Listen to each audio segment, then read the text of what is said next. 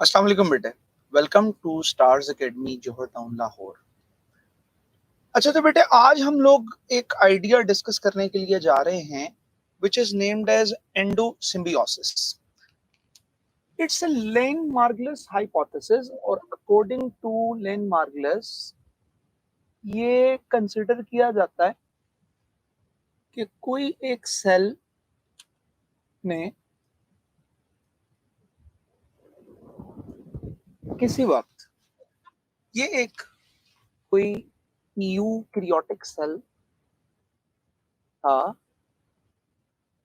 और eukaryotic cell ने engulf की किसी एक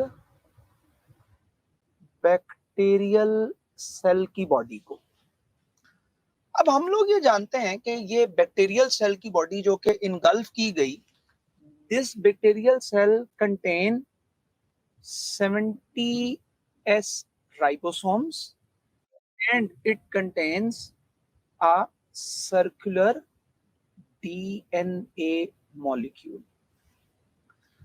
और ये वो बॉडी जिसको इसने इनगल्फ किया, थोड़ी देर के बाद ये बैक्टीरिया की फॉर्म, ये बैक्टीरियल बॉडी इस यूकैरियोटिक सेल का पार्ट बनी और ये तब से अब तक एज ए माइटोकॉन्ड्रिया आपके पास इसका हिस्सा है।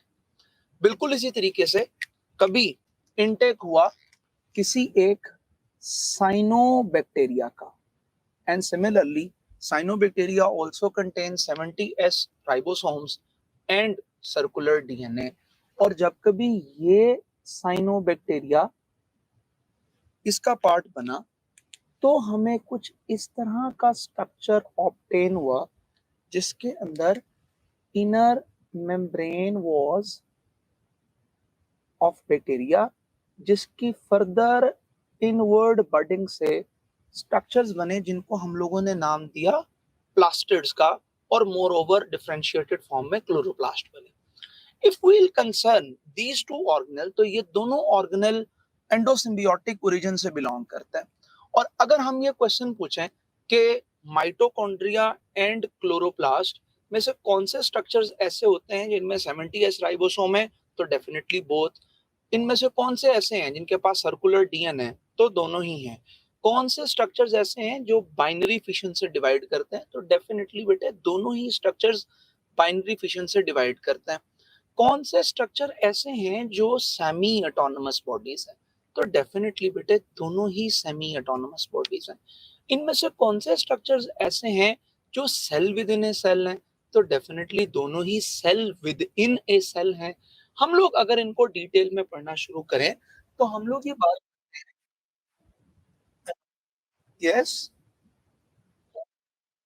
सेमी ऑटोनोमस का मतलब होता है जो खुद मुख्तार होता है, इंडिपेंडेंट। तो ये काफी हद तक इंडिपेंडेंट है लेकिन कुछ एक्टिविटीज के लिए सेल पर डिपेंड करते हैं, इस वजह से हम इसको सेमी ऑटोनोमस बॉडी का नाम देते हैं। ले जी, हम स्टार्ट करते हैं माइटोकॉन्ड्रिया।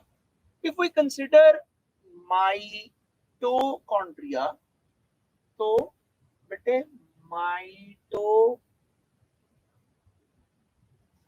को सबसे पहले तो ये बात पढ़ते हैं कि हम why mitochondria is termed as mitochondria. हम माइटोकॉन्ड्रिया को माइटोकॉन्ड्रिया क्यों बोलते हैं, तो सबसे पहली बात तो बेटे हम यूं पढ़ते हैं कि द वर्ड माइटो, जैसे आपने कभी माइटोसिस के अंदर ये वर्ड पढ़ा होगा कि माइटो का मतलब होता है फिलामेंट। तो चूंकि ये फिलामेंटस बॉडी है, ये आपके पास वेसिकल की फॉर्म में पाए जाते हैं या ये आपके पास रॉड्स की सूरत में मौजूद होते हैं, इस वजह से इनको हम लोग माइटोकॉन्ड्रिया कंसिडर करते हैं। हम लोग बेटे बात यूं पढ़ते हैं कि माइटोकॉन्ड्रिया को अगर आप एक ब्रीफ हिस्टोरिकल पैटर्न के अंदर पढ़ना शुरू करें तो सबसे पहले माइटोकॉन्ड्रिया को जाना गया एज फिला, और सबसे पहले माइटोकॉन्ड्रिया जो कि एक इंसेक्ट के अंदर फाइंड आउट किए गए, वो साइंटिस्ट था कॉलिकर। लेटर ऑन इसको नाम दिया गया एल्टमैन की तरफ से एज बायोब्लास्ट, और later on Benda was the person जिसने इसको नाम दिया माइटोकॉन्ड्रिया। हम आज माइटोकॉन्ड्रिया को बहुत से नामों से जानते हैं। आज हम ये जानते हैं कि अगर सेल के अंदर कोई पावर हाउस मौजूद है जो आपको एनर्जी प्रोवाइड करता है, तो सेल का पावर हाउस माइटोकॉन्ड्रिया होता है। अगर सेल के अंदर कोई स्टोरेज बैटरी मौजूद है, तो बेटे वो माइटोकॉन्ड्रिया है। अगर सेल के अंदर कोई सेलुलर फर्नेस लगी है, कोई भट्टियां हैं जो कि सेल के अंदर पाई जाती हैं, जो कि हीट जनरेट करती हैं, तो बेटे वो माइटोकॉन्ड्रिया। जैसा कि आपने ये देखा कि माइटोकॉन्ड्रिया डबल मेम्ब्रेनियस ऑर्गेनल हैं, जिसमें से आउटर मेम्ब्रेन ओरिजिनेट हुई उस सेल की जिस सेल में ये इन्वेजिनेट किया, और इनर मेम्ब्रेन बैक्टीरियल या प्रोकैरियोटिक मेम्ब्रेन थी। अगर आप माइटोकॉन्ड्रिया को ड्रॉ करो, तो माइटोकॉन्ड्रिया आपके पास यूं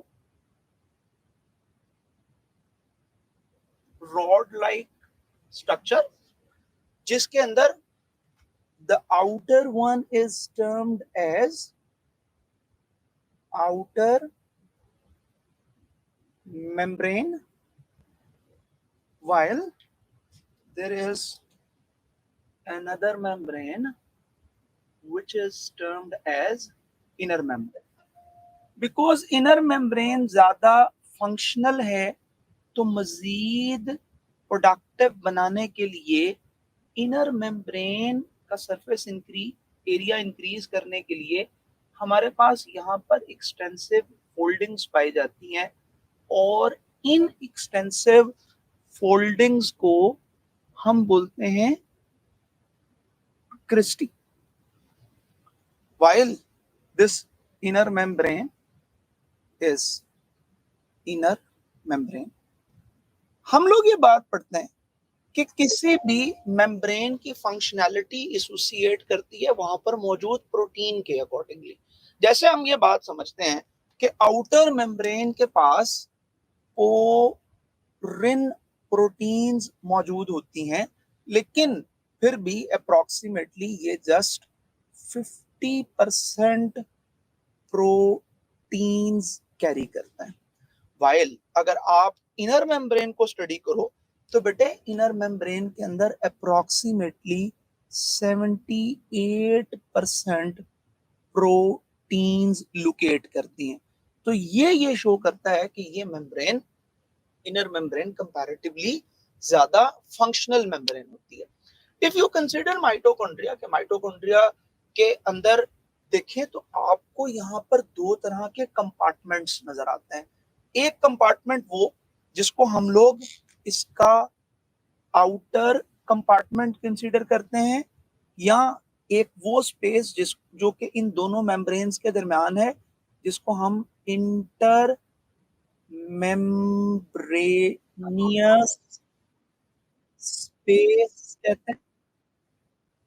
और एक बेटे आपके पास वो जिसको हम लोग इनर स्पेस या मैट्रिक्स का नाम देते हैं।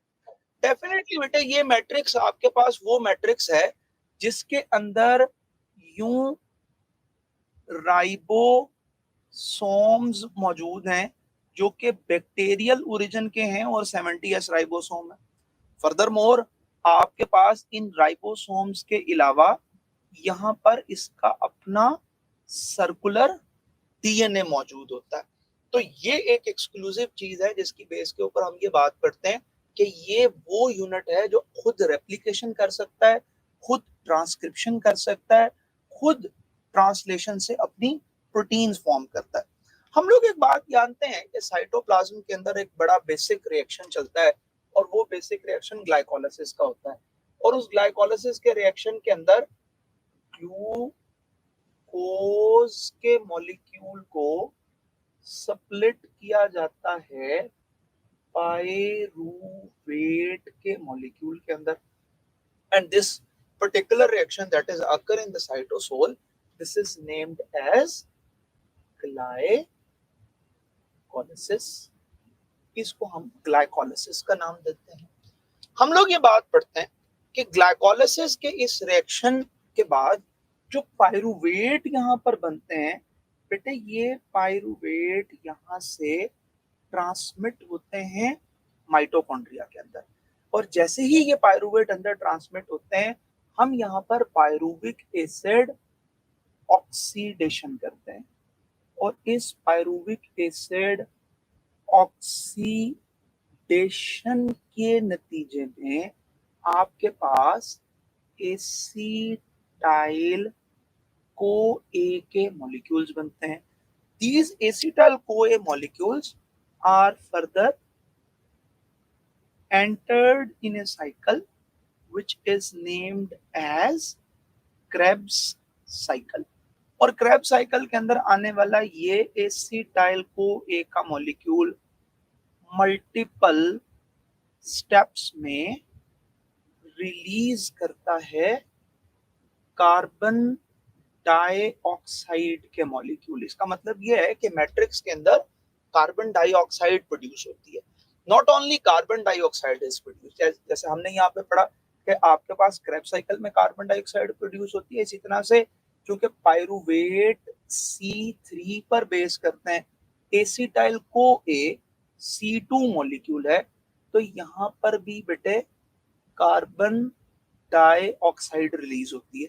Moreover carbon dioxide Krebs cycle में प्रोड्यूस होती है। हम लोग ये कहते हैं कि क्रेब्स साइकिल के अंदर मजीद high energy electron containing NADH और FADH2 के मॉलिक्यूल प्रोड्यूस होते हैं जो हैवी एनर्जी कंटेनिंग मॉलिक्यूल्स हैं, जो कि इलेक्ट्रॉन ट्रांसपोर्ट चेन में जब कभी प्रोसीड होंगे तो इलेक्ट्रॉन ट्रांसपोर्ट चेन से एनर्जी रिलीज करेंगे। अच्छा, हम लोग ये बात समझते हैं कि ये जो हाई एनर्जी इलेक्ट्रॉन्स हैं ये अपनी एक हाई एनर्जी इलेक्ट्रॉन्स कैरी करते हैं जो जब कभी भी अपनी एनर्जी रिलीज करेंगे तो हम इसको एटीपी के अंदर कन्वर्ट करते हैं। जैसे एक आपने केमिस्ट्री के अंदर एक आइडिया डिस्कस किया होगा कि जब कभी भी आपके पास इलेक्ट्रॉन इनर शेल से आउटर मोस्ट शेल तो वहां पर उसको एनर्जी गेन करनी पड़ती है और जब कभी भी इलेक्ट्रॉन अपने हायर एनर्जी स्टेटस से लोअर एनर्जी स्टेटस के ऊपर आता है, जब कभी भी इलेक्ट्रॉन अपने हायर एनर्जी स्टेटस से लोअर एनर्जी स्टेटस पे आएगा, जब कभी भी इलेक्ट्रॉन अपने हायर एनर्जी स्टेटस से लोअर एनर्जी स्टेटस के ऊपर आएगा बेटे वो एनर्जी रिलीज करेगा। बिल्कुल इसी तरीके से यहाँ पर हाईली एनर्जाइज्ड इलेक्ट्रॉन है, ये हाईली एनर्जाइज्ड इलेक्ट्रॉन जब अपने हायर स्टेटस से लो पे आते हैं तो एनर्जी को रिलीज करते हैं, जिस एनर्जी को हम एटीपी बनाने के लिए यूटिलाइज करते हैं। इसकी एग्जांपल आप बिल्कुल इस तरह से ले सकते हैं, जैसे हम लोग ये कहें कि आपके पास बेटे ये एक डैम है बेटे,